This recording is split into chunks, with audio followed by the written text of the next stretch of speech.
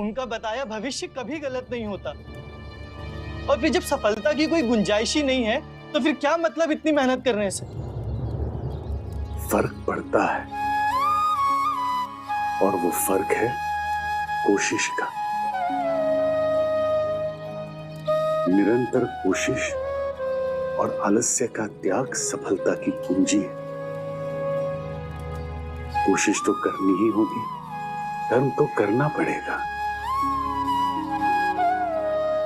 भगवान कृष्ण ने भी कहा है, कर्मण्येवाधिकारस्ते मा फलेषु कदाचन मा कर्म फल हेतुर्भुः मा ते संगोस्त्व कर्मणि। यानी अपने धर्म का पालन करने के लिए कर्म करो, फल पर नजर रखकर कर्म ना करो, क्योंकि फल पाना तुम्हारे हाथ में नहीं है। तुम्हारे अधिकार में तो केवल कर्म करना ही है।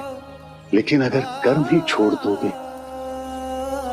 तो सफलता कैसे मिलेगी?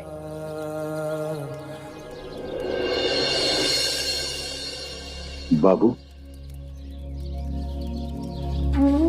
वो भविष्यवाणी सुनकर तुम्हारा दिल डोल गया है, डर गए हो तुम, इसलिए तुम कर्म करने से भाग रहे हो।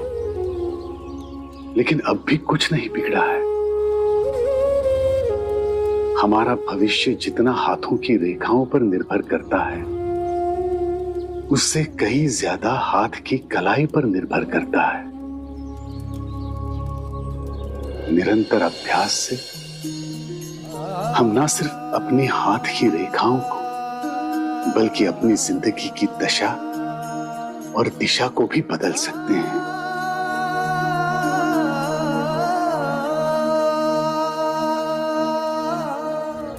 साईं बाबा, जिस तरह आप ज्ञानी हैं, आपने बिना मेरे बताए ही वजह जान ली, उसी तरह अभयंकर गुरुजी भी ज्ञानी हैं।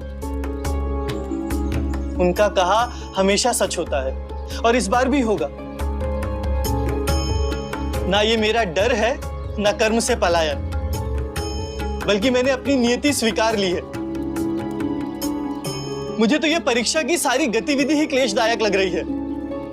मैं ये तो नहीं कह रहा कि मैं पढ़ाई छोड़ दूंगा, मैं सिर्फ ये कह रहा हूं कि इस साल नहीं, अगली साल परीक्षा में बैठूंगा और सफल भी होऊंगा। ठीक है, छोड़ दो इस विषय को। फिलहाल एक काम करोगे मेरे लिए? बाहर धोने के लिए कुछ लकड़ियां रखी हैं।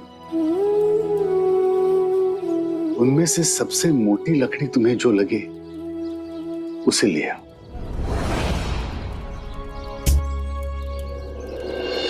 तेंदुलकर जी, आप निराश मत होइए। आपके बेटे में आत्मविश्वास की कमी है।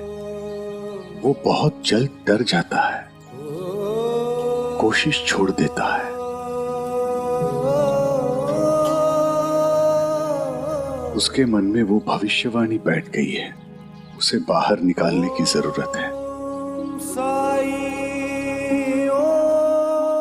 श्रद्धा और सबूरी रखिए, राम जी सब ठीक करेंगे। जी बाबा। बाबू, अगर इस लकड़ी से मुझे मूर्ति बनानी है तो क्या करना होगा? इसे छेनी हथौड़ी से छीलना होगा, आकार देना होगा। लेकिन इसका मेरी परीक्षा से क्या संबंध? समझ लो ये लकड़ी हम हैं और छेनी हथौड़ा वो परीक्षाएं। तुम ही बताओ, जो इम्तिहानों से भागेगा वो अपने जीवन को आकार कैसे दे सकेगा? तुम परीक्षा दोगे बाबू, और तुम्हारा मन भी तुम्हारे इस फैसले में साथ देगा। और मैं तुम्हारा खोया हुआ आत्मविश्वास वापस पाने में तुम्हारी मदद करूंगा।